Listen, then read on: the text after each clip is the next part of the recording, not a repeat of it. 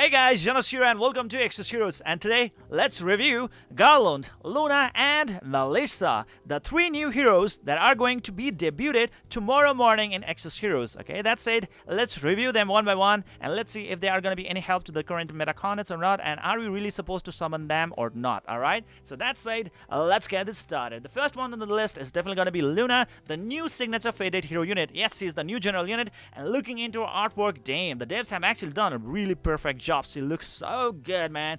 Definitely a waifu material out there. Wow, just look at that. She just looks so good, man.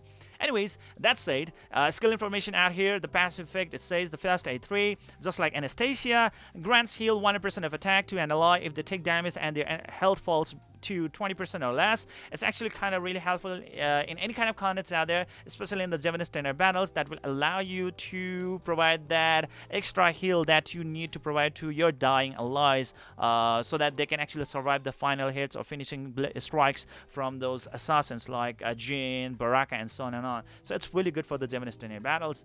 And gains mana 1 mana if on health is at 20% or less when triggered, and gains mana 1 mana if on health is at 70% or more when triggered. Extra ways of gaining mana, and more the mana she has, definitely her skills are going to be more effective because she has a burst skill effect. That said, the next effect is going to be the breath of mana, just like any other generals out there. Over the time effect, front row allies permanently gain 1 mana, just like Garf, Battery, Shufrakan, and so on and on. That said, the next effect is going to be Hallow. Grants allies with lower maximum health than self, just like Garf, with the Hallow mark, increasing target's maximum health by 20%. So you just need to make sure that your Luna is actually having the highest maximum health out there, so that she can actually provide this boost. And 20% of maximum health boost, pretty good, alright? And guess what? When an ally besides self is affected by Moon Restoration, removes the Hallow mark and increases the attack by 50% for 10 turns. So wow, just from being defensive, now the unit is actually going offensive with that Moon Restoration. So what the hell is this Moon Restoration? Well, let's look into this right over here.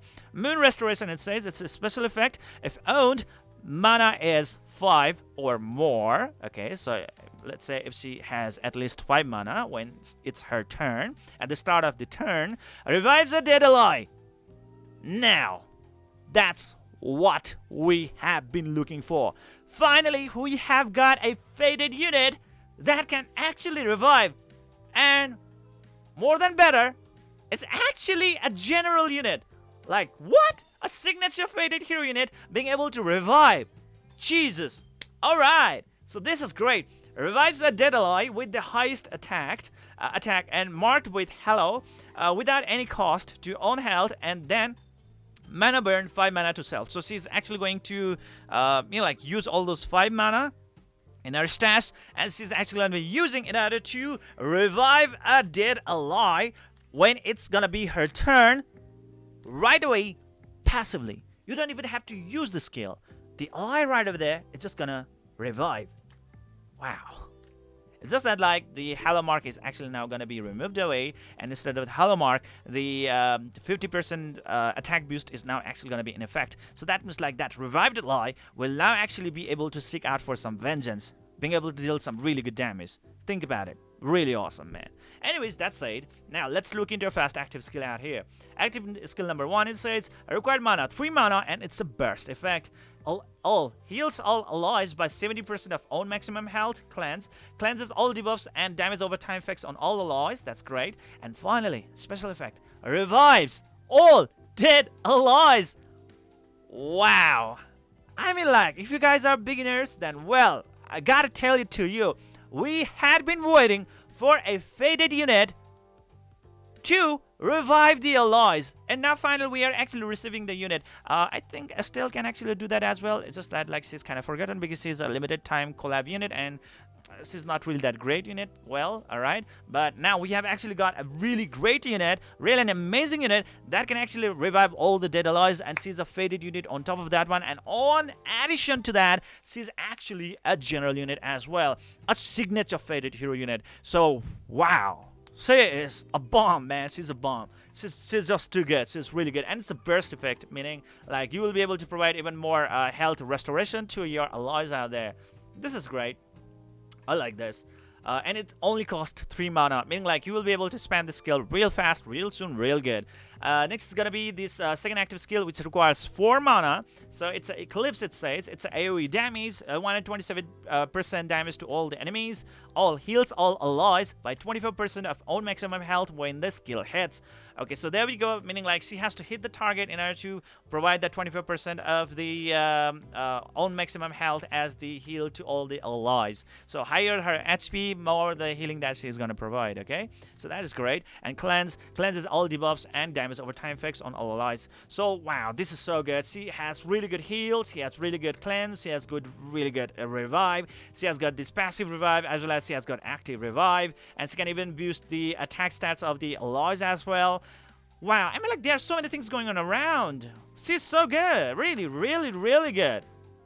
Amazing unit, man. Amazing unit. It's just that, like, for now, she doesn't have the Fate Core and she doesn't have the core memory. So definitely, for now, she's not going to be a really great help to you guys in order to dominate your opponents out there in the Zennosh tenure contents. But, well, I mean, like, she's going to be a really great help for the beginners out there, especially in order to complete the story contents. So for now, she's not going to be a really big contributor to the meta, okay? So yeah, that is it. We have to actually wait out for her core memory, her Fate Core, and at that time, maybe that's going to be the time when we will be able to really say something about her, okay? Because, like, still, we are actually kind of waiting for the gold Fate Core of Dorcas, so I really don't know when it's actually going to be the time for our Luna to actually receive a gold Fate Core upgrade. So yeah, it's going to be quite a long time before we can actually kind of use her legitimately in the battlefield for a really good turn of tides around. So for now, it's really up to you, like, if you really want to summon for her or not, because, like, the next thing is that, like, she's a signature link hero. That means, like, you know, like, you really don't have to get multiple copies of her in order to build her signature force. She's like allied nation, so that means, like, you can actually pretty much signature link her signature force with another one that you have already built and set up really good so far, and she's gonna be pretty much good, okay? All you need to do is, you know, like, just transcend her, okay? And that's gonna be it for now, with which you will be able to improve her signature force. But that's it and done. Like, her units, her other units, like, you know, like these other fated units, they are not really that effective, okay? So I would say, like, you can actually skip her for now. Not really that someone who would be really that helpful or really something really amazing for quite a substantial time. That's all I am trying to say, okay? Next is going to be Melissa out here. Next is going to be this right over here, this old hag. So let's see what she can do. She can actually cleanses damage over time effect and debuff effects from an ally, and gains mana 1 mana, gains 1 mana additionally if the health of the target is 20% or less, and blah blah blah. Anyways, extra ways of gaining mana right over there, and she can actually cleanse those effects right away. That can be a really great help. Next is going to be the active skill number 1, required mana 2, Gazing Mask. It says increases attack of all allies by 24% of own attack for 7 turns. That is great. That is great. Okay, remove all status effects from targets, and mark effect increases the attack of target ally by 50% for 10 turns if the target has the hollow mark removed oven attacking 1 time. So it's kind of limited as well, that 50% of attack boost. And we already do have Fate Core Morris that can actually do this way much better. And if you are kind of looking into the nation itself, the nation is kind of really weak as of this moment, so you cannot really focus on this one. So looking into a second active skill, it's pretty much meh. 3 required mana 3 mana, no burst effect, deals 178% damage to all enemies. So in overall, she's pretty much a trash unit, okay? So yeah, trash unit. Anyways, so no need to summon for her, no need to actually, like, really focus on her. Next is gonna be the Garlond.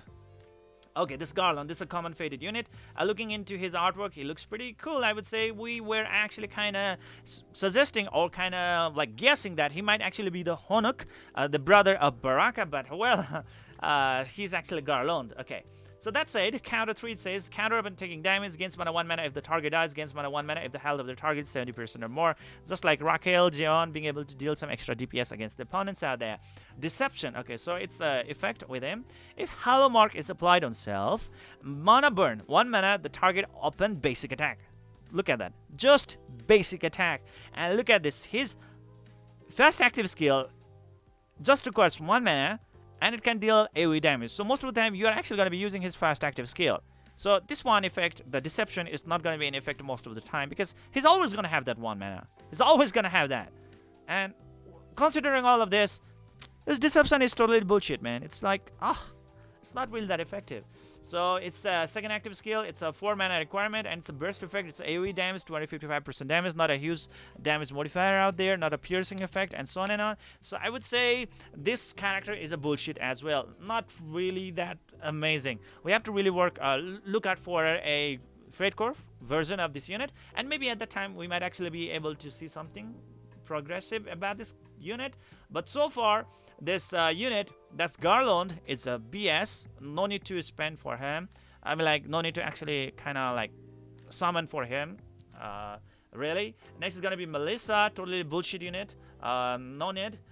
This Luna is definitely a very, very, very, very, very interesting character. She has got those very interesting skills, but as I said earlier, she does not have this Fate Core right now, and let alone her core memory. So those are the things that might actually keep on holding her back. And let's actually try to wait out for her gold Fate Core boost, okay? And that's gonna be the time when you should be summoning for her. But for now, not really. Please save your sass, because there are so many other banners, really amazing banners, that you can actually spend your sass on, okay? So for now, I would say, and overall, you can actually skip all of them. And if you really want to summon, then go for it. Maybe like just because he's a wifey, she might actually be really that, you know, very, very, very, very alluring to you guys. Or maybe you can do some like 1, 2, 3, 4, 5 multi-summons in order to just test out your luck or whatever that is. And that is it, guys. Anyways, as that said, our Luna is actually going to be a general unit. So she's going to be having drop rate chance of 0.5% chance. Yes, 0.5% chance for her to drop from the banner.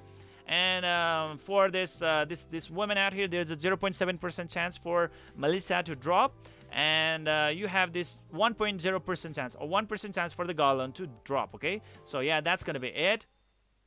And yeah, that's all, guys. Look at this. These are the rates. Okay, and you can pity Luna after 28 multi summons. And yeah, yet again, not really worth to spend the sass on these units.